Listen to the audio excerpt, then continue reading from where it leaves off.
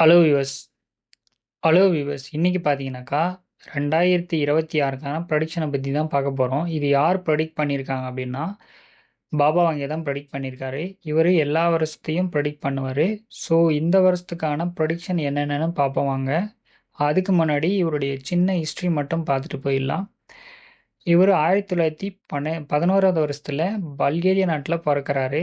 இவர் பிறந்த 12 வயசுலேயே கண் பார்வை பறிப்போகுது. இந்த கண் பார்வை பறிப்போகிறதுக்கு காரணம் என்னன்னா, இவர் ஒரு சூறாவளி காற்றுல சிக்கிக்கிறாரு. அந்த சூறாவளி காற்றுல இருக்கிற மண் துகள் எல்லாமே சேர்ந்து இவர் கண்ணில் விழுந்து இவர் கண்ணு பறிப்போகுது. அதுக்கப்புறம் ப்ரெடிக்ட் பண்ணது தான் இந்த ஃபியூச்சர் ப்ரொடிக்ஷன் எல்லாம். இதில் ஒரு சில விஷயங்கள் நடந்திருக்கு, ஒரு சில விஷயங்கள் நடக்கலை. பட் இதெல்லாம் வந்து பார்த்திங்கன்னா நம்ம நடக்கும்போது கனெக்ட் பண்ணிக்கிற ப்ரடிக்ஷனாக தான் இருக்குது. இது அக்யூரேட்டாக நடக்கும் அப்படின்றதுக்கு எந்த ஒரு ப்ரூஃபும் இல்லை. ஸோ எப்பப்பெல்லாம் இந்த மாதிரி ஒரு ஈவெண்ட் நடக்குதோ இவர் சொன்ன ப்ரொடிக்ஷனை நம்ம கனெக்ட் பண்ணிக்க வேண்டியது தான். இதுதான் அவருடைய ப்ரொடிக்ஷன். ஸோ இப்போ மொதல் ப்ரொடிக்ஷன் என்னன்னாக்கா,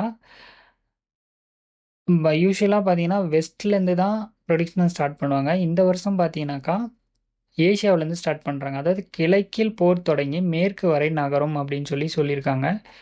ஸோ கிழக்குனா நம்ம ஏஷியன் கண்ட்ரிஸ் தான். ஏஷியாவிலேருந்து ஒரு போர் தொடங்கி மேற்கு நோக்கி நகரும் அப்படின்னு சொல்லியிருக்காங்க. பட் இப்போ நடக்கிற விஷயத்தெல்லாம் பார்க்கும்போது இது நடக்கிறதுக்கு வாய்ப்பு இருக்குது.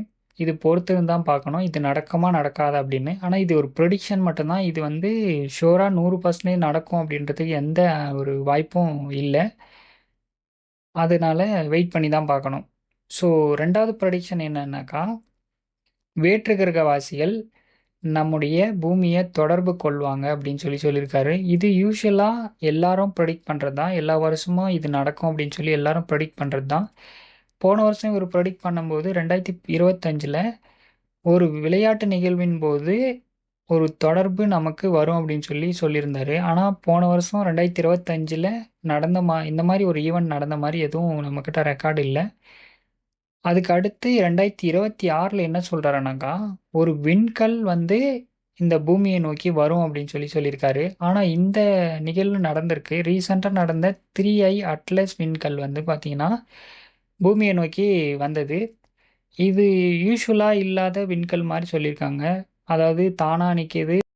2026ல் 3i அட்லஸ் விண்கல் வந்து பூமியை நோக்கி வந்திருக்கு. இந்த நிகழ்வு வந்து அவருடைய ப்ரொடிக்ஷனில் மேட்ச் ஆகுது. ஸோ இந்த ப்ரொடிக்ஷன் என்ன சொல்கிறாருன்னாக்கா, இந்த ப்ரொடிக்ஷன் இந்த விண்கல் தான் முதல்ல வந்து பூமியை தொடர்பு கொள்ளக்கூடிய ஸ்டெப்பு அப்படின்னு சொல்கிறாரு. இதுதான் ஃபஸ்ட்டு கனெக்ஷன் அப்படின்ற மாதிரி சொல்கிறாரு.